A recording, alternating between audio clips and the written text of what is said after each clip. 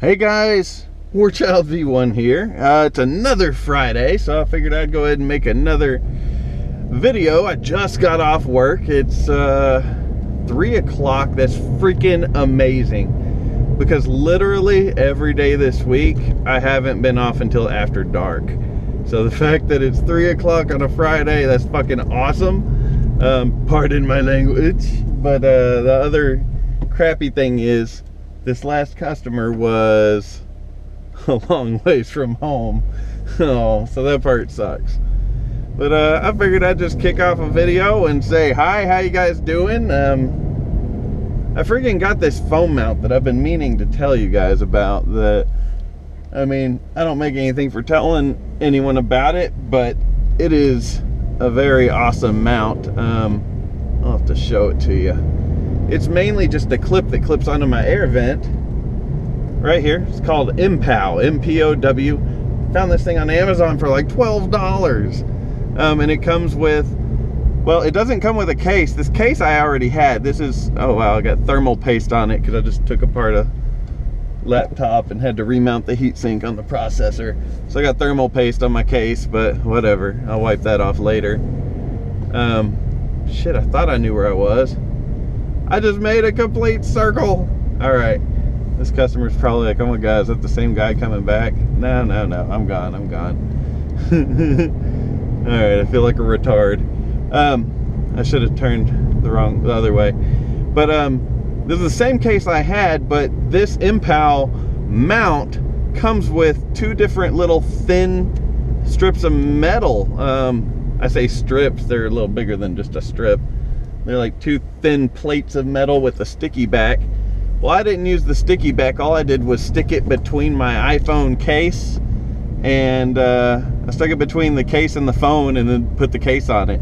So it's literally a magnet. You just stick it up there and it stays very well. All right, let's try this again. This time I go this way and turn left, I think. Getting lost in the neighborhood. We'll be all right. I'll find the way. Yeah, so I just figured I'd bring that up because that freaking that mount is awesome, and it doesn't matter, you know, how hard I drive the car, my phone has never fallen off of that. It seems to be very strong, and I mean, you could put the phone sideways, vertical, freaking crooked, it doesn't matter, it's gonna hold it. So I think that that's cool as shit.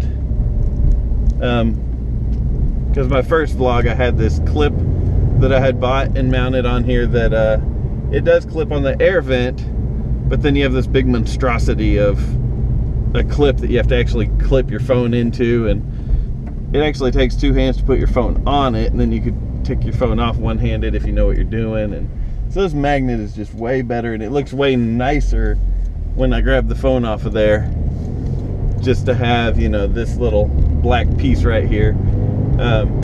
It was a pretty ugly monstrosity that sat there before. So I figured I'd mention that thing. Yeah, found it on Amazon, MPOW. Freaking MPOW, whatever. I'll put a link in the description. How's that? We'll just put a link down there and we don't have to worry about what to call it, because I don't know what to call it, but I could go look at my order history. All right. Stop and go.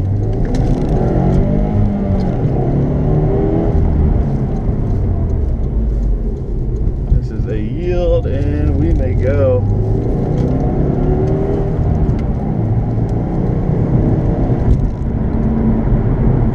I like it down in this part of town a little better than where I live because the speed limits are a lot higher. I'm not speeding, like I'm allowed to go this fast. On a normal road, we don't normally get that.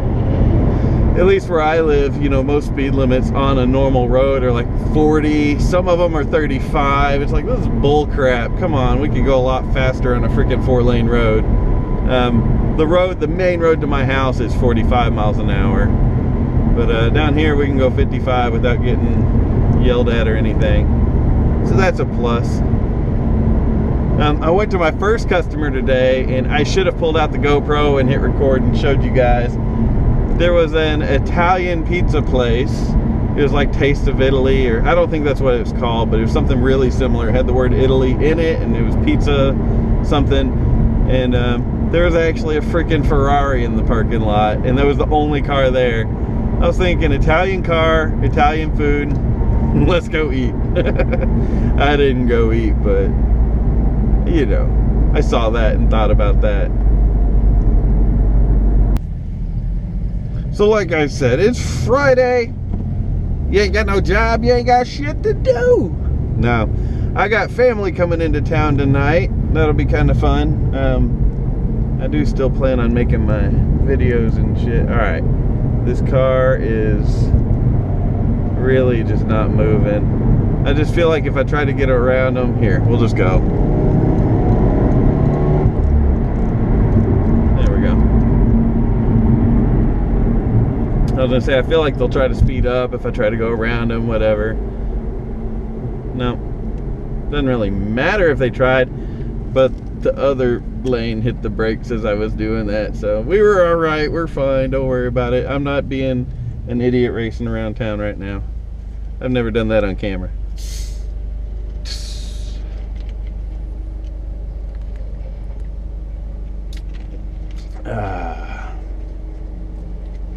Oh yeah, I'm right next to the taco place I like. At least when I'm in this town. I love tacos al pastor. That's like my favorite kind of taco. It's a street taco made with pork and some awesome seasoning. And some onion, cilantro, a little bit of lime squeezed on there on a corn tortilla. Making me hungry. I need to shut up. I'm actually going out to eat at a place tonight that was on, I think, Diners, Drive-Ins, and Dives, or one of those places. Turns out I got a place that's like less than a mile from my house.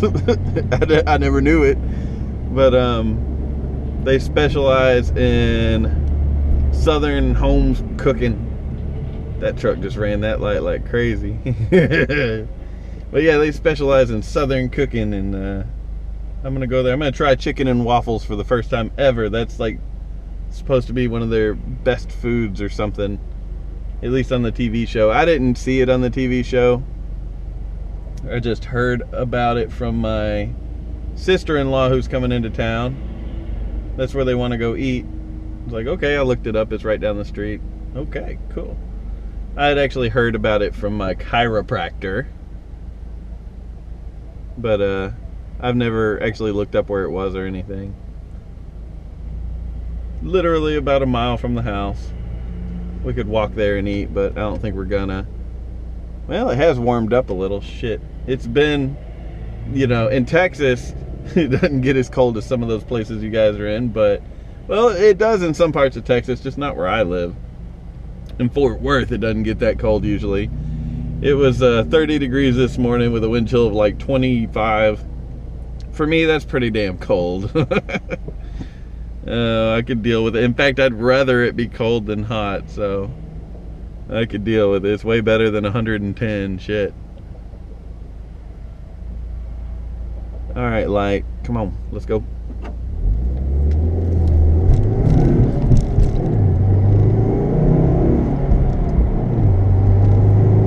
So I wish this GoPro had a better microphone that cut out some of this loud ass road noise, and you know, this microphone doesn't pick up the sound of the turbo at all, and that's too bad because this car is bone stock, but you can hear that little turbo. It's a teeny tiny turbo. I've seen it, but you can hear it, just not in the camera. All right, I gotta get over to the left. Let's find an opening. Found one. Go Mustang. The Mustang's flooring it. Oh my God. I'm going like half throttle and he's flooring it and not getting anywhere. I've beat the shit out of one of those things before. It's a Mustang GT, probably a 2006 model, something like that. They're just not as fast as they should be. The new ones are fast as hell, but those right there in my old car, I used to spank those. So I've been thinking, I used to make these videos while I was running live streams. They were just kind of a little joke.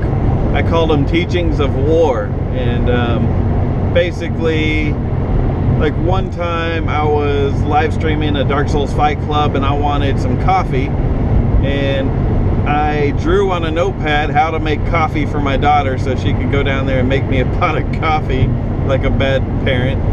And I drew it all out as I was explaining, and people seemed to get a kick out of it, and they always wanted more. So then I showed her how to go make me a wrap, and I've showed a number of things on there of how to do this or that, just through my Teachings of War series. And I've been thinking about possibly doing, you know, Teachings of War with cars, you know. I really love cars, and I've had some people ask me questions before, like, what is the difference between a standard turbo and a twin scroll turbo? What is direct injection? What is, you know, this? What is that? How does this work? How does that work? I can answer all of that. It'd be a lot easier if I was writing something down. I could draw it out way better than I can just tell it, but I could make it make sense to you. And in straight up layman's terms to anybody, really.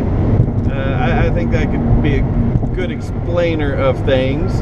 So I thought about bringing a series of Teachings of War, you know, explaining stuff of that sort. And if anyone has a question or a subject matter that they would like it on, I feel like I know a lot about cars, you know. I did spend a lot of money to learn about them, but I learned about them, and that was years ago, and I've been a mechanic since, and I just haven't done that in a few years because I've been fixing computers. I'm a mechanic at heart. I love going to shops and hanging out with, like, I go to my old shop every once in a while and get to hang out with some of those people. They still work there. Like, my God, 10 years later, I can still go there and half the people are the same people. But it was a good shop. I worked at a Chevy dealership for most of the time. I worked at a Chevy dealership for, I don't know how many years for sure. I don't remember. I worked at a place called Elite. Now that I think about it, those are my only two car jobs I ever had, aren't they? Well, Elite, I don't even know why they called them Elite. They were more of a tune-up, oil change, you know, transmission flush, kind of like most oil change places, I guess you would say. That's kind of what they were. And then we had guys that would wash the car after we did all that. That was my first car job ever. I was still in school for that, and then I left there and went and got a job at a Chevy dealership down the street called Bruce Lowry Chevrolet. So I worked at Bruce Lowry for, like I said, I can't remember how many years really, but I really liked it. It was my favorite job I ever had. I really enjoyed working there. And I got to work in a lot of different sections. I worked in drivability for a while. I worked in the heavy line, which is anything to do with just plain out engines or components attached to an engine. Basically, we called it heavy line. You know, if you're getting an engine replacement or if you're getting a head gasket, water pump, anything like that was heavy line. That was actually one of my favorite departments because the jobs seemed to be a little longer, and I liked the longer jobs because, you know, I don't know, I enjoy fixing things, so I liked getting the longer jobs, the bigger jobs. It was just more fun to me to sit on one vehicle and work on it, you know, for 3, 4, 5 hours sometimes. I really enjoyed that stuff. I got some funny stories from that stuff too, but worked in that department. I hardly ever touched steering and suspension. Hardly. I only did some of that, and it wasn't even steering and suspension. It was really just tires. One of the bosses would give me a special deal to where you know, I make the regular pay that you make for doing wheels, but then he would give me a bonus on top of that of $5 a wheel. And he would just sit there and give me, you know, for a week or so, all right, it was like nothing but doing wheels, you know, putting new tires on the wheel, balancing it, putting it back on the vehicle. Next, you know. I did that for like a solid week where I was just a wheel and tire guy, I guess. It was all right. I actually made a lot more money than usual because I got my regular pay that you get for doing that, as well as $5 a wheel. So that was quite cool. The $5 a wheel was cash.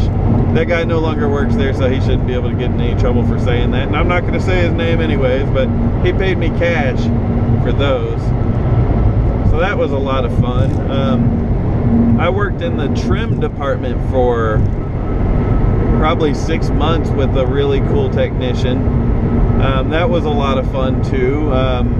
You know, anything that has to do with interior trim, that was us. If something's squeaking or that, I mean, that's a stupid thing to say. That wasn't very often, but one that was really memorable was a vehicle with a water leak. Like whenever it rained, water would come into the truck, and it was a Chevy Colorado, and we pulled all the seats and the carpeting and all that out because we were really going to go soak it down and find this spot, and pulled off all the headliner and everything out of that truck. And I remember getting in the truck because I had to take it over to the wash bay where people wash the vehicles because they had a high pressure sprayer over there.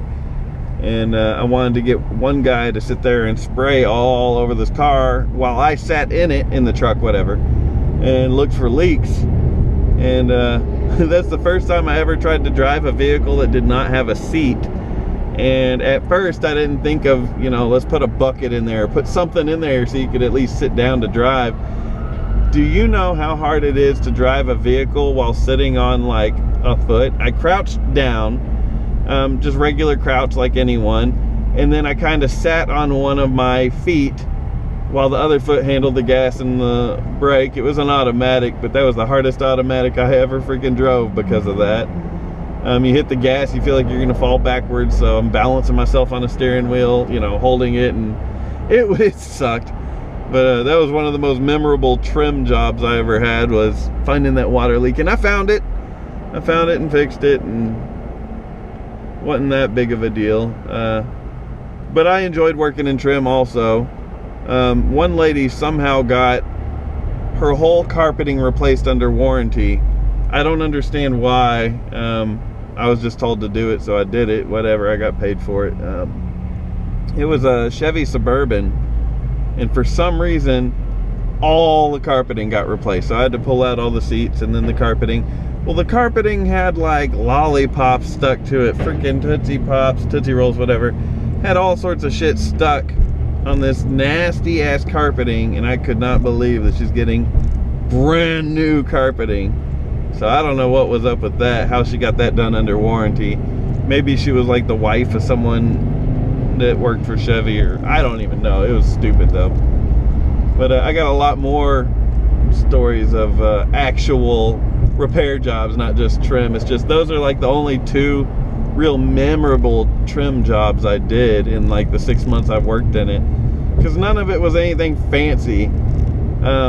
Stuff like a windshield, a window actuator, you know, the motor that rolls up and down your window when you have an electric or non-electric windows. I had to fix those too. But you know, it's anything within trim. Windows that don't want to work, freaking locks that don't want to work. I had to rekey some locks. I don't know.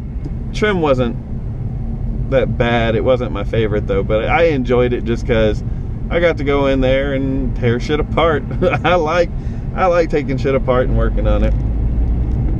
But in drivability, I got some really good stories. The fastest car I ever rode in was during a drivability job. Freaking Z06 that was souped up, cammed out. It was freaking awesome. And across the dashboard they have this digital readout that tells you when you're having problems, and it said loss of engine power. That was like the reason he brought it in, was loss of engine power. And you know, you got to go drive it to see what's wrong with it. see what it's doing, and then bring it back in, work on it, and take it back out and drive it. Well, just taking it out to see what's wrong with it, it was the freaking fastest car I've ever ridden in, and it said lack of engine power. Like, holy shit, it's the only time I've ever gone 160 miles an hour in a car. But I didn't really, yeah, well, I do not take responsibility for that. I said it's the fastest I've gone. I wasn't driving. So, but it was scary as hell because we're hauling ass, and we're on an access road to a highway, but we weren't getting on the highway. We were staying on the access road because it's kind of secluded, and that's where we test drove a lot of cars. But the curve to make a U-turn under the highway was coming up, and I knew we were going to take it. We're going 160 miles an hour. Scared the crap out of me, but the tech that was driving did great. No one got hurt, and we went super fast in a customer's Corvette. It was a guy that every 2 years he buys a new Z06, soups it up, drives it for a couple of years, and then sells it. And he does it again. I guess he has a lot of money and he loves Corvettes. That was the story I heard about that guy. I worked in the oil change area for a while. That wasn't as fun as Heavyline was my favorite place there. I never worked in the transmission area. There were two guys that worked that section that just constantly, you know, they stayed busy, they knew what they were doing, so they didn't need anyone else on transmissions. I don't know, I started rambling about car shit, huh? All I was getting at to begin with was, I'm thinking about doing some more teachings of war, drawing out and explaining in layman's terms, what's the difference in a twin scroll turbo and a normal? It's not a huge difference, but the twin scroll is definitely better. That's like for sure. It's not that different. I'd have to write it out on paper to explain it the best, really. But basically, in layman's terms, a turbo is a freaking air pump. I mean, pretty much, it's a damn air pump that pumps air into the intake of the vehicle. The more air you get, the more fuel you could add. The higher the compression, the freaking more power you get. So, turbo's basically an air pump that uses the exhaust to spin it instead of electricity or a belt. Belt-driven air pumps are called superchargers or prochargers. They're both superchargers, but procharger is really a little bit different than like a splined or root type, I guess you would call it, supercharger. Which technically, I think root superchargers are like the best. It kind of replaces the whole intake manifold. I need to shut up, sorry. I'm sure I'm freaking... yeah, I talk a lot. That's just how it is. And I'm off work. And my neck's starting to hurt, but I can deal with that later. I can't reach my medicine from here. Either way, I'm thinking about doing some more teachings of war and explaining how shit works. If anyone has any subject matters that have to do with cars that you want explained, if you're trying to understand how something works, just ask. I'd be glad to make videos on that stuff, just because why not? It'd be fun. I used to enjoy doing those. They were fun, and people seem to enjoy watching them. That's about all I got on that subject matter. But that's something I was thinking about doing, because I have had multiple people recently ask me, well, what's a twin scroll turbo? Because a customer or someone would be looking at my car and you know, asking me about it, and I tell them the differences between this and my old one, because they saw my old one too, and they're like, what's a twin scroll? Well, I could explain it, I guess, and I'd explain it, and it's kind of over their head a little bit, but if I draw it out, I don't think it would be, and I never had a pen and paper to draw it out for them, so whatever. Either way, that's just something I've been thinking about doing. I think I'm just gonna drive home from here, so hope you guys enjoyed the little video and my long ass talk about my old job. Shit, that I didn't even mean to ramble about, but I do that from time to time. I can talk a lot. So hope you guys enjoyed the video. Please comment, like, and sub if you haven't. And I'll see you guys on the next video. So thanks for watching. So PS, on another note, around here in the part of town I live in, you can go to some gas stations that say taqueria on them, and they will sell some freaking awesome street tacos. And I just got done stopping at one that I drive past every day in high hopes that it really is a taqueria, and it wasn't. All they have is food sitting under heat lamps that they sell, but it says tacos, burritos, gorditas. It names all sorts of shit, but it's all just food sitting under heat lamps and a bunch of there's I don't know, whatever. There's one that's just across the highway from where I live that's really good. Like, they're really good. Hispanic owned, which usually means it's going to be one of the better ones. The one I was just at seemed to be a bunch of Indian dudes, which I have nothing against, but it was not a taqueria at all. It was a little bit disappointing, unfortunately. I went in there wanting some tacos al pastor. Ever since I talked about it on the first, or at the beginning of the video, it's been making me want them. And I was thinking, I'm going to try the one that's real close to my house and see how they are. Hell no, I ain't gonna try that. I looked and it's like, dude, y'all don't even cook food here. They just like heat it up and put it under a heat lamp. I don't even want to know what kind of tacos they have. It's not gonna be what I want. So I want some carnitas or some tacos al pastor or the barbacoa, anything besides whatever the hell they got in there. I don't know. I just had to throw that in. Freaking haven't eaten today other than a little bit of Funyuns. Off-brand Funyuns at that. They're not even real Funyuns. I don't know. That's all I got. I had to do a little rant about the shitty little taco place that, I mean, it's in a gas station. How much can you complain? But the really good ones in a gas station too. It's like kind of split apart though. There's actually a authentic Mexican food place in a town called Arlington that they have authentic Mexican food, and that's what it says on their menu, and it's this Hispanic guy that's freaking awesome. And it is like the freaking best Mexican food I've had. You could get ceviche there, you can get tacos, you can get anything. He's got it all. And sometimes I'll go out of the way, but he's in a gas station. He's like partnered with the gas station people. He actually has booths that you can sit at. I mean, it's like going to a restaurant, but if you want to buy a drink, you buy it from the gas station side, and then you buy the food on his side.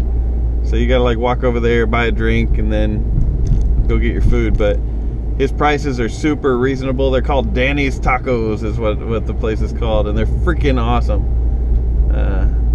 Now I wish I was over there. I want some ceviche and tacos. I would be one happy camper. But shit, I'm home, guys, so I'll see you guys later. Thanks for sticking around to watch the extra section of this. And someone has jacked with my garage.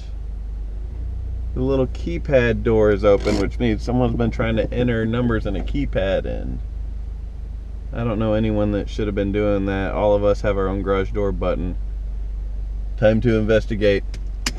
And that is why we carry guns in Texas. Alright guys, I'll see y'all later. Thanks for watching.